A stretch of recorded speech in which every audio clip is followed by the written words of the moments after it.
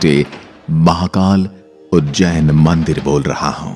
मैं कितना धनी हूं कि मेरे परिसर में स्वयं महाकाल विराजमान है, जिनके श्री चरणों में काल भी अपनी गति रोक देता है, जिसकी जटाओं से मां गंगा निकलती है।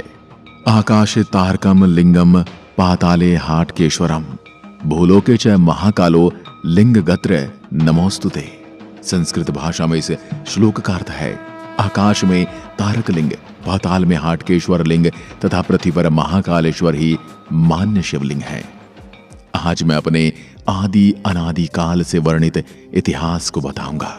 मेरे परिसर में विराजमान स्वयं शिवलिंग को अलग अलग क्रूर हमलों के दौरान कैसे भक्तों द्वारा बचाया गया, उसकी भी पूरी कहानी मैं आपके सामने लेकर आऊंगा। कैसे किस किस प्रकार मूर्ति पूजकों के विरोधियों ने षड्यंत्र रचे, इसकी पूरी कहानी मैं आपके सामने रखूंगा। साथ ही मैं बताऊंगा कि क्यों मेरे यहां कोई भी राजा या मंत्री रात नहीं गुजार सकते, और जिसने भी रात बिताई उसके साथ क्या हश्र हुआ। इसके साथ ही मैं अपने पूरे परिसर की जानकारी आपको घर बैठे दूंगा। मेरे नए बने परिसर की ओर भी ले चलूंगा। साथ ही मैं आपको स्वयं महाकाल के भी दर्शन करवाऊंगा। मुझे अपने प्रभु का जयकारा लगाते हुए मेरे प्रभु के भक्तों को देखकर बड़ी प्रसन्नता होती है। मैं सभी से प्रार्थना करता हूं कि सभी एक बार अवश्य महाकाल लिखकर वीडियो की शुरुआत करें। मैं निर्मल हृदय हिंदुओं का देवालय हूं। मैं आदि अनादि काल से यहाँ अपने परिसर में महाकाल को विराजमान देखते हुए बड़ा हुआ हूं। महाभारत और कालिदास जैसे महाकवि की रचनाओं में मेरे इस परिसर का मनोहर वर्णन मिलता है। मेरे यहाँ भगवान शिव भक्तों को कालों के काल महाकाल के रूप में दर्शन देते हैं। कहा जाता है कि अवंतिकापुरी के राजा विक्रमादित्य बाबा महाकाल के भक्त थे, और भगवान शिव के ही आशीष से उन्होंने यहाँ करीब 132 सालों तक शासन किया था। मैं कितना प्राचीन हूं इसकी सटीक जानकारी मिलना बेहद मुश्किल है, लेकिन मैं सदियों से लोगों की आस्था का केंद्र रहा हूं। मेरा इतिहास बड़ा ही रोचक है। मंगल और ब्रिटिश हुकूमत के अधीन रहने के बाद भी इस देश ने इस पावन स्थल की पुरातन पहचान को नहीं खोया। सनातन धर्म की पताका को ऊंचा रखने के लिए धर्म की रक्षा से जुड़े लोगों ने ज्योतिर्लिंग को तरह तरह से जतन कर आक्रांताओं से सुरक्षित रखा। सैकड़ों सालों तक यहाँ मुगलों और अंग्रेजों का शासन रहा, और उन्होंने सनातन धर्म को दबाने की हर भरपूर मुमकिन कोशिश की। मंदिर तोड़े गए, मूर्तियां तोड़ी गई, कई जगह आतंक मचाकर लोगों पर अत्याचार किए गए, लेकिन इसके बावजूद आज भी सनातन धर्म को कोई बाल भी बांका नहीं कर पाया, और आज भी पूरे विश्व में अपनी सुगंध से महक रहा है सनातन धर्म। अब मैं मेरे उस काले अध्याय की शुरुआत करता हूं जिसको मैं चाहकर भी भुला नहीं पाऊंगा। बात है 1235 ईस्वी की, जब दिल्ली की सल्तनत की जिहादी नजर मुझ पर पड़ी। दिल्ली के सुल्तान इल्तुतमिश ने मुझे पूरी तरह से ध्वस्त कर दिया था। आक्रमण के दौर में महाकाल मंदिर के गर्भगृह में स्थित स्वयंभू शिवलिंग को आक्रांताओं से सुरक्षित बचाने के लिए करीब 550 वर्षों तक पास में ही बने एक कुएं में रखा गया था, और महाकाल को ऐसे क्रूर आक्रांताओं की वजह से कुएं के अंदर 550 वर्षों तक रहना पड़ा। आप इस मुस्लिम आक्रांताओं की तुलना पौराणिक कथाओं में बताए गए जानवर और राक्षसों से कर सकते हैं, जो बिना किसी बात के देवताओं से युद्ध करते थे और विनाश करते थे, बिना ही किसी प्रयोजन के, बिना ही किसी स्वार्थ के। बस उन्हें विनाश करने में आनंद आता था। यह बात सिर्फ यहीं खत्म नहीं हुई। जब दिल्ली की गद्दी पर औरंगजेब का शासन था, औरंगजेब ने मंदिर के अवशेषों से एक मस्जिद का निर्माण करवाया था। मंदिर टूटने के बाद करीब 500 वर्षों से अधिक समय तक मैं जीर्ण शीर्ण अवस्था में रहा। मेरे अंगों को समय समय पर इन क्रूर और दमनकारियों द्वारा नोचा जा रहा था। उसके बाद ध्वस्त मंदिर में ही महादेव की पूजा आराधना की जाती थी, लेकिन जब कई वर्षों के बाद 22 नवंबर 1728 में मराठा शूरवीर राणोजी राव सिंधिया ने मुगलों को परास्त किया, तो उन्होंने मंदिर तोड़कर बनाई गई उस मस्जिद को गिराया और 1732 में उज्जैन में फिर से मेरा निर्माण कर ज्योतिर्लिंग की स्थापना की। राणोजी ने ही बाबा महाकाल ज्योतिर्लिंग को कोटी तीर्थ कुंड के बाहर निकलवाया था और मेरा पुनः निर्माण करवाया था। इसके बाद राणो जी ने 500 बरस से बंद सिंहस्थ आयोजन को भी दोबारा आरंभ करवाया था।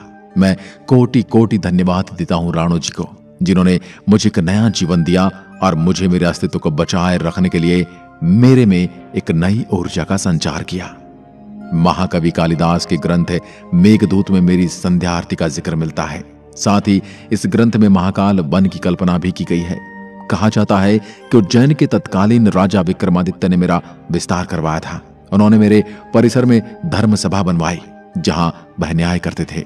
ये समय मेरे लिए सबसे स्वर्णिम समय था और मैं उनकी न्याय प्रणाली का गवाह रहा हूं। राजा विक्रमादित्य ने कई प्रकार की प्रतिमाओं का निर्माण करवाया था। वहीं 7वीं शताब्दी के बाणभट्ट के कदम्बिनी में भी मेरे विस्तार का वर्णन किया गया है। 11वीं शताब्दी में राजा भोज ने देश के कई मंदिरों का निर्माण करवाया, जिसमें मेरा नाम भी शामिल रहा। उन्होंने मेरे शिखर को पहले से ऊंचा बनवाया। इसके अलावा मेरे निर्माण में काफी राजाओं का सहयोग रहा, जिसमें राजस्थान के राजा भी थे। राजस्थान के राजा जयसिंह द्वितीय ने 1280 में मेरे शिखर पर शिलालेख में सोने की परत चढ़वाई थी। साथ ही उन्होंने कोटि तीर्थ का निर्माण भी करवाया था। वहीं 1300 ईस्वी में रणथंबोर के राजा हमीर शिप्रा नदी में स्नान के बाद बाबा महाकाल के दर्शन करने पहुंचे थे। उन्होंने मेरी जीर्ण शीर्ण अवस्था देखकर मेरा विस्तार करवाया। 17वीं शताब्दी में मेवाड़ के राजा जगत सिंह ने उज्जैन की तीर्थ यात्रा की ओर यहां कई निर्माण करवाए। उज्जैन आने वाले श्रद्धालु और पर्यटक मेरे रहस्य और मुझसे जुड़ी कहानियों के बारे में जानने में काफी रुचि रखते हैं। आपके मन में भी ऐसे कई प्रश्न होंगे, तो चलिए आपको आपके प्रश्नों का जवाब देता हूं। पुराण के अनुसार एक बार भगवान ब्रह्मा और भगवान विष्णु के बीच इस बात को लेकर बहस हुई थी कि सृष्टि में सर्वोच्च कौन है। उनका परीक्षण करने के लिए भगवान शिव ने तीनों लोकों में प्रकाश के एक अंतहीन स्तंभ को ज्योतिर्लिंग के रूप में छेदा और उसके बाद भगवान विष्णु और भगवान ब्रह्म क्रमशः प्रकाश के अंत का पता लगाने के लिए स्तंभ के नीचे और ऊपर की ओर यात्रा करते हैं। लेकिन ब्रह्मा जी झूठ बोल देते हैं कि उन्हें अंत मिल गया और विष्णु जी हार मान लेते हैं। फिर शिव प्रकाश के स्तंभ के रूप में प्रकट होते हैं और ब्रह्म जी को श्राप देते हैं कि उनका किसी भी समारोह में कोई स्थान नहीं होगा, जबकि विष्णु जी की अनंत काल तक पूजा होगी। इसके अलावा एक और कहानी प्रचलित है, जिसके बारे में मैं आपको बता देता हूं। एक समय अवंतिका नाम से एक रमणीय नगरी थी, जिसे हम आज उज्जैन नगरी के नाम से जानते हैं, जो भगवान शिव को बड़ी प्रिय है। शिव पुराण के कोटि रुद्र संहिता में महाकालेश्वर ज्योतिर्लिंग की कथा का विस्तार से वर्णन किया गया है। इसी नगरी में एक बहुत ज्ञानी व शिव भक्त ब्राह्मण रहता था। इनका नाम वेद प्रिय था। उनके 4 आज्ञाकारी पुत्र थे। ये भगवान शिव के बहुत बड़े भक्त थे। वे हर रोज पार्थिव शिवलिंग बनाकर विधि पूर्वक पूजा किया करते थे। रत्नमाल पर्वत पर एक दूषण नाम का राक्षस रहता था, जिसको ब्रह्मा जी से वरदान प्राप्त था। वह वरदान के अहंकार में वह धार्मिक व्यक्तियों को परेशान करता था। उसने उज्जैन के ब्राह्मणों पर आक्रमण करने का विचार बना लिया। दूषण अवंती के ब्राह्मण को परेशान करना आरंभ कर देता है। वह ब्राह्मणों को कर्मकांड करने से मना करता है। वह धर्म कर्म के कार्य को करने से रोकता है। सारे ब्राह्मण उससे परेशान होकर भगवान शिव से अपनी रक्षा के लिए प्रार्थना करते हैं। ब्राह्मण के विनय पर भगवान शिव ब्राह्मणों की रक्षा के लिए साक्षात महाकाल के रूप में प्रकट हुए। शिव भगवान ने अपनी शक्ति से दूषण को भस्म कर दिया। भक्तों ने भगवान शिव से वहीं स्थापित होने की प्रार्थना की, तो भगवान शिव वहां पर ज्योतिर्लिंग के रूप में विराजमान हो गए। इसी वजह से इस जगह का नाम महाकालेश्वर पड़ गया, जिसे आज आप महाकालेश्वर ज्योतिर्लिंग के नाम से जानते हैं। ज्योतिर्लिंग वो जगह है जहां भगवान शिव प्रकाश के रूप में प्रकट हुए थे। 12 ज्योतिर्लिंग स्थलों में से प्रत्येक में शिव के अलग अलग नाम है। इन सभी ज्योतिर्लिंगों को भगवान शिव का अलग अलग स्वरूप माना गया है। इन 12 ज्योतिर्लिंगों में गुजरात का सोमनाथ, आंध्र प्रदेश के श्रीशैलम का मल्लिकार्जुन, मध्य प्रदेश में उज्जैन का महाकालेश्वर, मध्य प्रदेश में ओंकारेश्वर, उत्तराखंड राज्य में हिमालय का केदारनाथ, महाराष्ट्र में भीमाशंकर, उत्तर प्रदेश के वाराणसी का त्र्यंबकेश्वर, झारखंड के देवगढ़ में या हिमाचल प्रदेश का बैजनाथ, गुजरात में द्वारका का नागेश्वर, तमिलनाडु में रामेश्वरम का रामेश्वरम और महाराष्ट्र में औरंगाबाद का ग्रीनेश्वर का नाम शामिल है। अगर मैं मेरी वास्तुकला की बात करूं तो मुझे किसी एक इंसान या एक राजा द्वारा निर्मित नहीं करवाया गया। मुझे बनाने में कई राजाओं का योगदान रहा, उसी वजह से मेरे में मिश्रित वास्तुकला की झलक देखने को मिलती है। मुझ में मराठा, भूमिज और चालुक्य शैलियों की वास्तुकला का एक सुंदर और कलात्मक मेल है। मेरा है